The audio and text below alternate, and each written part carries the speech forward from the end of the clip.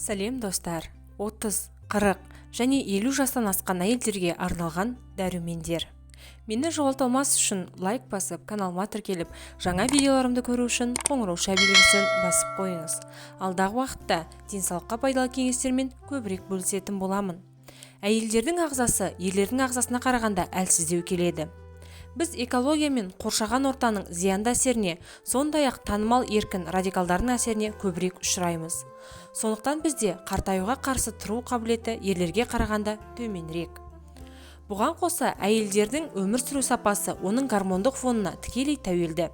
Гормондық фонының дұрыс болмауынан денсаулық, сыртқы келбет пен эмоциялық күй зардап шегеді.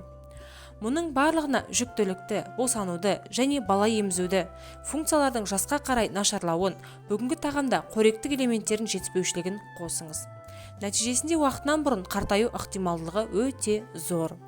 Осы себепті дәрумендердің, минералдар мен қоректік заттардың көмегімен ағзамыздың қорларын қалпына келтіру аса маңызды.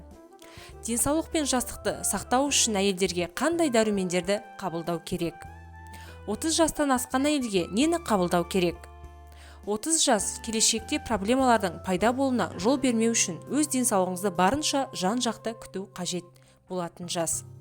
Дене әлі микроэлементтердің жеткілікті мөлшерін жасап шығармайтындықтан, аз мөлшерде дәрумендер мен минералдар әйел гормондарының метаболизміне қатысатындықтан, әйелдер үшін ең жақсы дәрумендер магний, ең маңызды минералдардың бірі деуге болады. Олар еркін радикалдармен күресуге процесетін сұлық дәрумендері, омега-3 келбетіміздің есеп жыныс жүйесі мен қан тамырларының саулығын қолдап отырады. Теріден бастап 40 жастан асқан әйелге ағзаның барлық функцияларына әсер етеді. 40 жастан кейін жоғарыда көрсетілген дәрумендер мен минералдардың көлемін ұлғайту керек. Себебі бұл уақытта олардың әсерінен өндірілетін дәруменнің ағзаның оларды қажетсіну саулығын қолдайды. Жоғарыда көрсетілген дәрумендерге келесілерді қосқан жөн. Биотин. Оны шаш пен тырнақ денсаулығына арналған дәрумен деп те атайды. Кремний. Коллагеннің өндірілуін қолдайды. Коллаген терінің созылғыштығына жауап береді. Коэнзим Q10. Жүрек денсаулығына және терінің жастығына арналған. Гиалурон қышқылы. Тіндердің созылғыштығына жауап береді. Әсіресе буындар мен терлерге жақсы әсер етеді. 50 жастан асқан әйелге нені қабылдау керек? 50 жастан кейін жоғарыда көрсетілген дәрумендер мен минералдардың тәуліктік қажеттілік мөлшері артады. Келесі қоректік заттарды қосу ұсынылады. Кешкі наурызгүл майы. Әйел денсаулығының тағы бір жақсы досы болып табылады. Индол 3 карбидол. Айқас күлділер тұқымдас көкөністердің құрамында болады. Ісікке қарсы керемет қасиеттері бар. Пептидтер. Соңғы бірнеше жылда медицина қызметкерлері мен ғалымдар денсаулық пен жастықты қолдап отыру үшін пептидтердің тиімділігін мойындады.